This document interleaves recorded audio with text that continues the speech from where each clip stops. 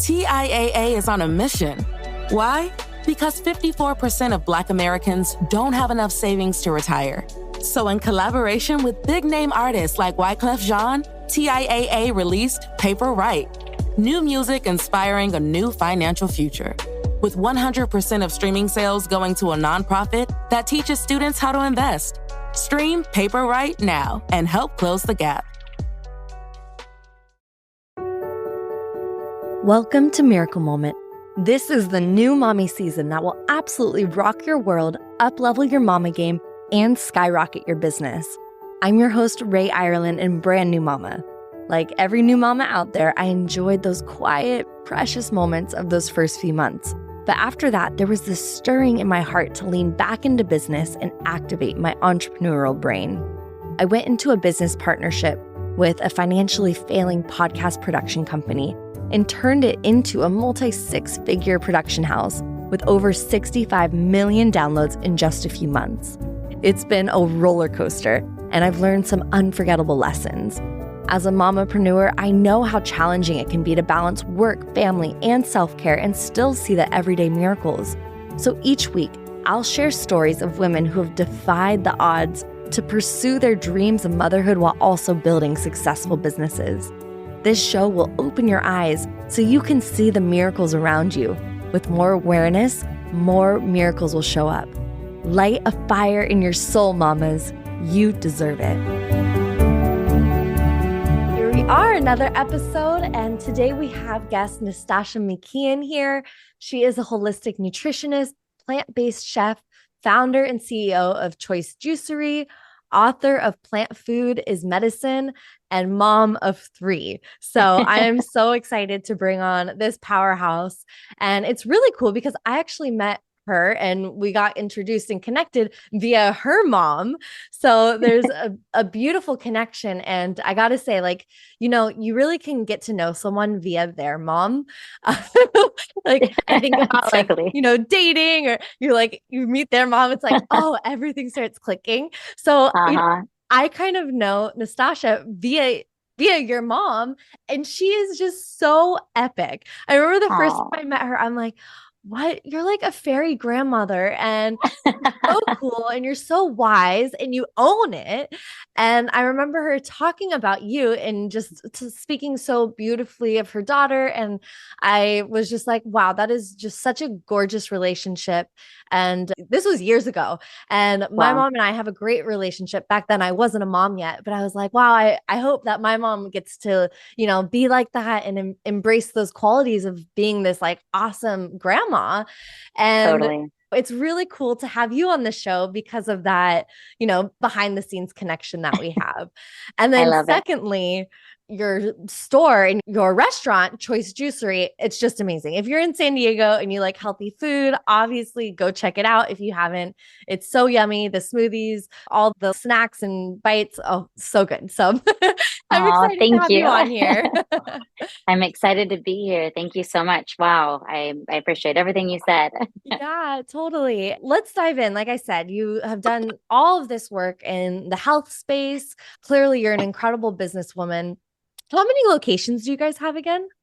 7. We have 6 here in San Diego. We just opened up our first Orange County location at the end of last year. So yeah, branching into a new territory now. Oh my goodness. Congratulations. Thank you. That's no little feat to have like one successful business and storefront. That's a huge thing to have 7 and 3 kids. That's like you have 7, 8, 9. It's like you have 10 kids there. Yeah, something like that. Sometimes? Yeah, definitely. I've and got then adding all the employees, 85 mouths to feed or something like that. So yeah, sometimes it does feel that way. Yeah. Oh my gosh. It's a lot of responsibility. That's amazing. It is a lot of responsibility. And I think that is part of the journey of motherhood, is taking on that responsibility and be like, I've got you guys. I have this vision. I'm going to hold you. Let's go.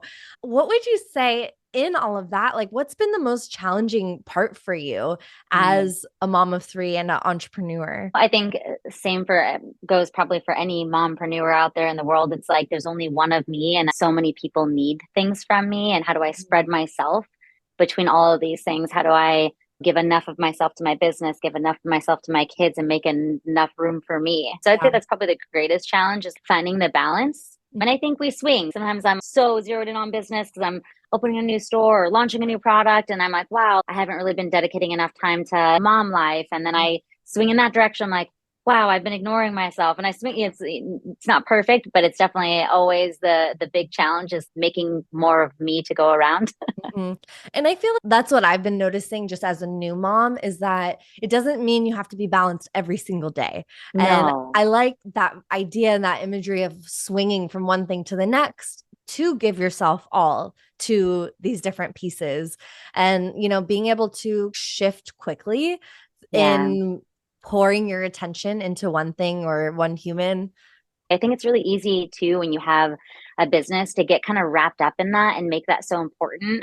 So I really focus hard on just having that awareness, that zoomed out lens. And I have the gift of having two older kids and a little one now. So I have a 20-year-old who's out of the home now. I have an almost 18-year-old approaching adulthood. And then I have my 6-year-old. And so I think having that zoomed out lens is because I see like how quick it went with my Wow. oldest and remembering that how temporary it is when our kids are little and how important it is to be an active, involved, present parent because it's just you blink and it's gone. So I think that gives me perspective and allows me to be like, wow, wait a minute. I'm going to clear my calendar this week and go spend some time with my kiddo. Let's play hooky and go somewhere and like be present with each other. So I try to find tools. Like for me, I know when I'm home in San Diego or Orange County, it's so hard for me to not be available for work. Someone calls me, it's like, sure, I'll stop by, even if it's my day off with my little one. I'll go meet that person. I'll go drop off that check. I'll go do that thing. Sometimes with her, for me to spend quality, focused, dedicated time, I have to leave town and like be Mm. completely alone with her so that I can give her all of me and be focused. But everyone has their tools. I'm a single mom, so I feel like it's easy for me to get pulled into not giving her enough of me because there's so many different things calling for my attention. I like that kind of tool of just shifting the environment because I've noticed that for myself, I work out of the house and so does my partner. We're here with the baby. And we've noticed that we need to just step outside of the house to have Yeah, that very focused time because, yeah, just having our computers and phones around, it's like, oh, let me just totally. answer this one email. And Right there. it's so easy. It should be Yes, so easy, even though I'm hanging out playing ball with my little baby. But really, those like little moments of distraction, I think, do yeah, take away from that relationship building with the kids. completely. And it's so hard to find that balance because we're so lucky that we have that phone, right? Because I can Yes. work from my phone and be home with my little one in the afternoon. I can Exactly. pick her up from school and I can still be present, but then I'm like spreading myself, right? So creating some time and space where I completely put that away and it's like, it's your time? Yeah. So super important. Yeah, I love that boundary. And just on a similar thing, we were just talking before we hit record around the ability to shift fast. And so we were just talking about shifting, in terms of attention from business to kids and professional life to personal life. But also we were talking right before this is the beautiful balance of being able to shift a business when it's not going well. And I think with anything that's long term, and I think a lot of mompreneurs that are listening, we have our business not just for like a year to like see what happens, but we're like, Yeah. we're wanting to create something very long term that's going to be Yes. working and sustainable for our whole families. So, how do we create something long term? And I'm not sure, when did Choice get started? We're 9.5 years. Nine So and a yeah, half years. 2014. Yeah, early Cool. 2014. So how has it shifted for you? How's the business shifted, the models, and how did you shift as a leader through different transitions and stages of your life? That is a big question, and I'll do my best to make that a short answer. you know, you don't know what you don't know. And so I got into this industry like bright-eyed and bushy-tailed like everybody else in every other industry out there, just like big dream, want to make it happen and open my doors and realize all the things that I didn't know. I'm glad I didn't know in hindsight because I think it would have created a mountain that I thought I might not be able to climb and I might not have ever started. So it's kind of a good thing in hindsight. But Totally. yeah, it was a real struggle in the beginning for me. And there were so many shifts that had to happen along the way, mostly because I refused to compromise on integrity. For me, I think knowing what's important to you is the most important thing to figure out when you're going into business, especially if you're looking to create something like sustainable and long term. I never went into business with that mindset of, okay, I've got a 5-year exit strategy. I'm going to blow this thing out. I'm going to sell it off. For me, I was trying to create a lifestyle business, like a business that was going to be my life. And so I think that I had to shift a lot, but I was able to shift because I knew what was important to me before I even got into it. I knew that I wanted to, I'm a single mom. So I wanted to be able to drop my kids off at school every morning, pick them up from school every day. I wanted to be able to, freedom was my currency, which is crazy in the restaurant business. I once had someone tell me, you'll never, like, that's never, that's someone else's story. And mine was different. I had to make sacrifices in the beginning to be able to maintain that lifestyle that I needed to be a mom and also to be in business. That meant like hiring a manager when I really couldn't afford one yet and I could barely pay myself. And I could have a manager who could manage a store because I had this vision of growing this business model where I could still be a mom and I could still grow this business. Also, integrity was important to me. I've always said I want to be able to drink my own juice because from day one, when I opened up, I had founders of some of the biggest juice companies in the world. I won't name any names. I don't want to throw anyone under the bus, but juices that you see, you walk into the grocery store and you see that juice company in there. Well, they're shopping at my stores drinking my juice because they can't drink their own juice anymore because they pasteurize and dilute and do all the tricks of the trade. So I knew for me, if I couldn't grow with integrity, I didn't want to grow at all. So I think having like knowing who I was about integrity and my currency was freedom to still be a mom and also be in business. And I think those things were what helped me to continue to morph and shape the business as I needed to stay true to who I was and what was important to me, which at the end of the day, I think helped me to not fail where others may have when things got too hard because I loved what I did so much that it forced me to like kind of hold on and bear through some really tough times. So I think that answered. What a metaphor. Like, can you drink your own juice? Yes. I love right? that. That's so great.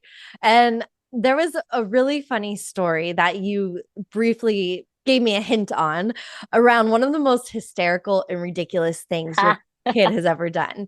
Can you share us this story? Because it just made me giggle. Yes. Oh my gosh, it's so good. And it's a great warning for other parents out there that aren't aware of this feature. One day I was home with my daughter and we saw like a Amazon delivery driver come.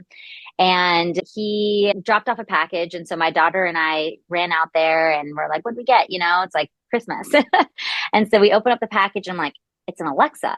Like at this time I had my two older ones still at home. My oldest hadn't moved out yet and they each had their own Alexa. I had my own Alexa. I'm like, why'd we get an Alexa? I didn't order an Alexa. And Cora goes, oh, that's mine. I ordered it. I was like, what are you talking about? She's like, yeah, that's my Alexa. I ordered it. She's like, is my cell phone here yet? And I was like, what are you talking about? And so right away I called her big sister who like at that time would watch her a lot for me still. And I was like, Tessa, you know, Cora just said that she ordered an Alexa and an Alexa just showed up and she's asking about a cell phone. Do you know what she's talking about? She's like, oh my God, Mom, go to your Amazon account right now. She was like, Cora told me that she ordered a bunch of stuff on Alexa, but I thought she was messing around. I didn't think she was serious. So what had happened, we found out, you know, several $100s later of packages arriving. I logged onto my Amazon account and sure enough, we figured out what had happened when Alexa came out with that feature where you can order through your Amazon account on your Alexa. One day she's listening to Alexa and Alexa says, did you know you can now place orders on Amazon using Alexa? And it was like, can I help you place an order today? And Cora at the time, like 4 years old, she's like, yes. And she's like, great, what would you like to order? And she was like, a cell phone. And she's like, great, how about the Samsung such and such? And she's like, okay, you know, and then can I help you order anything else today? Yes. Okay, what would you like? I'd like an Alexa. Okay, how about the Eco Dot, blah, blah, blah. And then what ended up showing up was like a dinosaur kit, the cell phone, the Alexa, an acrylic nail set, an absurd range of items and varying prices. It was wild. So of course, hilarious. And of course, we shut down the Alexa ability to order things on Amazon. But wow, that was a wild thing that happened with a 4-year-old. That's so funny. I feel like she was like tuning into her inner boss babe. She's like, totally. Okay, like Mom gets the packages. Big sis gets the packages. I want my own mail. Totally. It's so innocent. Of course, at the time I was like, my face was red when I found out. I was like, what have you done? When I like looking at my Amazon account, I'm seeing like hundreds of dollars and things that are like on their way as we speak. God. But, you know, in hindsight, it was like such a funny and innocent, cute thing. She didn't realize the gravity, obviously, at 4 years old of what she was doing. But yeah, she's always been a little beyond her years, that one, with her abilities. Hey there, fabulous mompreneurs. I've got something super special for you. Introducing Giggles and Growth, hilarious reflection prompts for the mompreneur. So just picture this. you're journaling your way through prompts that have you giggling and reflecting like never before. Ever wondered what your business would say if it could talk? Or how about sharing the funniest thing your kids have ever said about your work? But here's the best part. These prompts aren't just about having a good laugh. They're an incredible investment in yourself and your journey as a mompreneur. Taking time for giggles and growth means giving yourself the gift of self-discovery, clarity, and personal growth. As you reflect on these entertaining prompts, you'll gain valuable insights into your business, your role as a mom and as an entrepreneur, and even find hidden gems of wisdom. And the cherry on top? It's absolutely free. No cost, no catch, just a joy-filled opportunity to embrace laughter while empowering yourself. So what are you waiting for? Unleash your laughter and embrace the growth with Giggles and Growth. Click the link in the show notes or visit www.rayirelan.com/giggles-and-growth to grab your copy now. Let's make your entrepreneurial journey even more fabulous. Get your Giggles and Growth freebie today, mamas. You deserve it.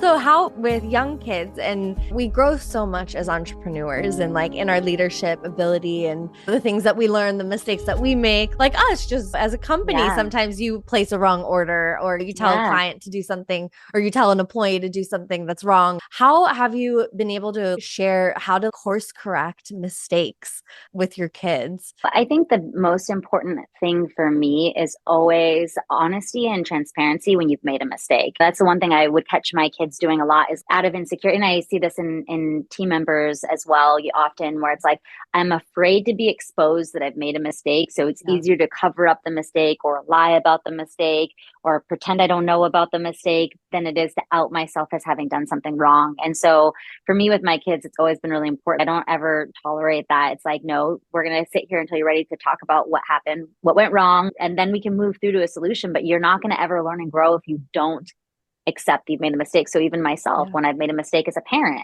I admit that I'm not perfect. I make mistakes all the freaking time. I wish I was perfect. If there's a way to get there, let me know. I work really hard on reaching that goal, but I'm human. I'm flawed. I have a temper. I make mistakes. I remember my daughter told me very recently, she signed up for a new school and we were on the wait list for the school. Didn't think we were going to get in. I didn't do much research on the school. We were kind of following some of parents from the school we were at currently into this program that we thought was amazing, but I didn't think we were getting in. So I didn't tour the school. I didn't do any of those things. And literally days before school started at the school that was my backup registration, we get word that we got in. And so I'm jumping to do the paperwork and all these things. And I didn't get a few of the emails because they transposed my name and dropped the S. And so I didn't get a lot of the emails. And when we went back to school shopping, Cora told me, I think we wear uniforms at my new school. My friend Dharma said that. And I was like, no, I would have gotten an email about that. No. So of course I bought all the back to school clothes. And first day of school, we show up and there's 200 kids in uniform. I'm like, wow, I should have listened to you. I'm sorry. That was my mistake. I didn't listen to you. And she catches me all the time. She'll tell me an animal fact. She's obsessed with animals. And she'll tell me an animal fact. I'm like, I don't think so. And she'll be like, Google it. And I Google it. And I'm like, I'm sorry. I was wrong to doubt you. But that's a small example. But to show kids that it's okay to be wrong. But how are they going to learn that if you're not willing to show them like, hey, I was wrong. I'm sorry I did that. Or I'm sorry if I raised my voice at you. I shouldn't have raised my voice at you there. Like, I'm sorry. I lost my temper. I'm a little bit stressed out right now. Or I shouldn't have been on my phone while I was doing that. Let me put my phone away. I'm sorry about that. But just showing them it's okay to do things wrong and then be transparent about it. And then life goes on. The world doesn't end. Bad things don't happen. It's okay to be wrong. It's okay to make mistakes. And so I think just talking to them about that is really important all the time because, and same with my team members. Hey, I'm going to call you on this. And I know you said you didn't know about this, but I checked the cameras and I see that you did. And I want to show you this thing. And that's uncomfortable for me too. Totally. But I want you to see so you can learn and grow. And also to see that I'm a safe person to talk to. If there's a problem, if you've made a mistake, come to me and we can figure it out together. We're all going to make mistakes. Mm-hmm. If you're not making mistakes, I'm going to be worried. That's usually when my alarm bells go off. It's if like you seem perfect because usually that ends in disaster. Totally. So. And I think like if anyone that is listening is going through like a rough business patch, just press pause, rewind, and listen to everything that Nastasha just said in the frame of business, because it couldn't be more true. We just had something come up with one of our clients, and it was like something went off with the invoicing, and we didn't invoice them 1 month and then try to catch up, but things just got really messy. Yeah. And I remember our whole team was talking, and we were like, okay, we need to own up for it. That doesn't mean that, we have to lose the client or anything, but we need to own up for the side of what we messed up on. And then all we can do is pray that everyone's just going to be in their own integrity and owning up to their own side of the coin. That's the only way that we can do business in rightful, beautiful relationships, which I think is what everyone really truly wants.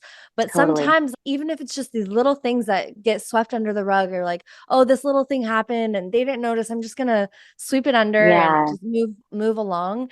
That's when things get built up and can really become huge issues, both in business and in just relationships in general with your kids. And so I love that point of, just like you said, it might seem like a simple example of like, oh, I was wrong about this animal, but it comes down to those little tiny moments. And that's when the kids learn. That's when we learn. That's when we get to kind of have that practice. Totally. When you're saying all that, it makes me think of this quote, how you do anything is how you do everything. Yeah. And so that doesn't mean that, okay, somebody has a small lie, they're lying in every area of their life. But the thing is, if you're willing to lie about something small, and you do, it's so much easier to lie about the next thing and the next thing and the next thing and the next thing. It's not necessarily that you're doing that now, but it's like how you do anything is going to be creating who you become.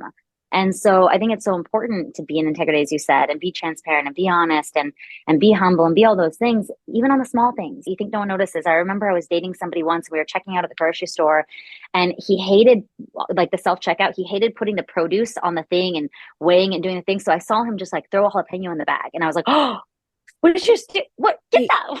And he was like, it's just a jalapeno. And I was like, I don't care. I'm like, you can't, let's steal it. For me, I was like, I'm so integrity. I'm like crazy about like every little thing. But I was like, if you're willing to steal this little thing, where else are you doing this in your life? Like, this is a red flag for me. You can't steal a jalapeno. No jalapenos. Leave it. Leave the jalapeno. You don't need it. But just to say, if it's easy for you to throw the jalapeno in the bag, it's going to be easier for you next time when you walk out of the store and you forgot to put something in there to be like, they make money. It'll be fine. It's like those little things, they're really an act of violence against yourself, truly, because over time, those things create your character of who you are. Yeah. So I think it's so important, like you said, to, even if it seems little, it isn't. Nothing is little. Everything is big, because it's like who you are and how you're showing up in the world. Mm-hmm.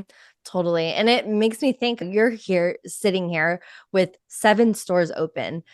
To be able to do that, everything you did in that first store just got multiplied, got amplified. Oh my gosh. So, you have no idea. It makes it real hard. I'll tell you a story, really exposing myself. But we were in a meeting the other day, and we found out that there had been a misrotation in the kitchen, and somebody had found like an old batch of like grapefruit juice, which is like a tiny ingredient, like drops go into like the bigger batch, right? And it was an old batch of grapefruit juice, and somebody had, instead of putting it out, it got thrown into the rotation somehow. And so it ended up, they juiced that day and bottled all of our big juices that use that citrus in there. Yeah. And I'm sitting in the office, and there's a few girls in the office who just wrapped up a meeting. They come in, they're like, we just realized that we made this mistake. It's only a few drops, but there's some old grapefruit juice inside of basically hundreds of bottles of juice that were being shipped out to the stores. And this is a significant loss, right?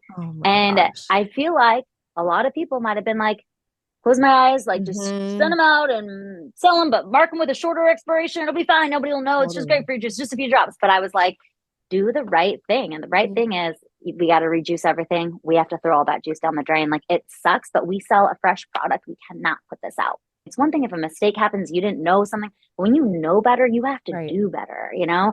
And so, yeah, that was juice for 7 stores. Wow. When it was 1 store, it wasn't that big of a loss when something like that would happen, right? But like when it's 7 stores, we're talking about 700 bottles versus 100 bottles. So the bigger, those small things are much bigger when you're running a bigger operation, and you still have to show up in integrity, you know, no matter the cost. Yeah. So It's like, just hold your spine. And I'm sure you ooh, had to breathe through that one. yeah, yeah, And like be yeah. like, okay, how do I turn Yeah. up the How do kind we, button, yes, the compassion button here? yes. And Oh, we ended up donating a lot of, people that work at Choice were like, we'll take those. So I think we were able to yeah. donate a lot of that juice out. So it didn't actually have to go down the drain because I took, Right. multiple 6 packs of that home because I'll drink it, Yeah. because everything else in there is good, but I couldn't in good faith sell that, right, to a customer who thinks they're buying a fresh product, not knowing there's something in there that is, outdated. Such great stories, because it really just shows you. I love the symbolism with the juice, like, So hey, yeah, drink your own juice, like yes, even a few yes. drops of grapefruit Oh, will, grapefruit in there. Yeah. a few drops of something old can mess up the Yeah, whole thing. And totally. it activates a little bit of the perfectionist, at least within me, just Yeah, hearing that story. But really, that's the kind of standard we want to be thriving towards and setting. yeah. And I think there's a beautiful balance of holding that perfectionism and that standard and saying, okay, we're not going to sell it, but doing it in a way where it is kind and thoughtful, and stepping into your leadership and being like, well, it was a mistake. Like, no one did this on No one got purpose. fired over it. Yeah, no one has to get Yeah, fired. Let's just course correct. Let's make a shift. Let's make a yeah. change. And And what do we do to make sure this never happens again? And we were able to yes. implement, because we juice citrus every day. We were like, we don't even know how that happened, but we don't have a QC chart in place for our citrus because we use it Mm, so much. So yeah. we never had one before, but it's like now we realize we have to have a QC chart so that it's being checked off just to double confirm that Yes. was fresh juice. So it helped us to implement. So while, yes, it was a significant financial loss for me, it also helped me to create a tool that's going to, so for me, I'm like, hey, if we're making the same mistakes over and over again, we have a problem. Yeah. But if we're making new mistakes all the time, that's okay, because Mhm. hopefully we're learning something from that mistake that helps us to be better tomorrow. And that's how we look at things at Choice anyways, when it comes to making mistakes. Also, you have to keep in mind, like, your team is watching what you do, Yeah. just like your kids are. Your kids are watching Mhm. you. I was reading this book, The Gift of Anger, or was it The Gift of, yeah, The Gift of Anger. It was Gandhi's grandson who wrote the book. And I'll never forget this because I thought it was so powerful. There's a story of these people used to bring their kids and people to Gandhi for like help if they needed help with them. And they had a child he was addicted to sugar and he was hurting himself physically because he was so addicted to sugar. And so they brought him to Gandhi for Gandhi to talk to him so he'd stop eating sugar because his health was in jeopardy. And they traveled all the way there. They told him the situation, and Gandhi said, bring him back in 2 weeks. And they were like, what? Why? So 2 weeks later, they came back, and the kid walks up to Gandhi and he whispers something in his ear, and they both chuckle. And then he walks away. And a month later, the family reaches out and they're like, he stopped eating sugar. What did you do? And why did you make us wait 2 weeks? And he was like, I needed to stop eating sugar before I could tell him to stop eating sugar. And I thought, wow, think about that for a minute, right? I'm over here yelling at my son, like, hey, stop playing video games, get off of your screen. And I'm like, work, or whatever it is. It's like, am I in integrity to be asking Wow. this person, my child, to stop doing this? Am I sneaking a cookie but telling you can't have dessert? And like, where am I out of integrity here with my parenting? But also, not that your teams are your children ever, of course, but you're leading. You're in a leadership Yes. role at home. You're in a leadership role at work, and your team is looking to you to see, how do you handle things? I'm going to tell you to do this, but I'm not willing to do it. Like, we have what we call the emotional moat around every location, and I always say we leave our problems at the door and we step into the choice bubble, aka the present moment, because our goal Love at Choice that. is to serve high quality foods, but in an environment that spreads positive energy.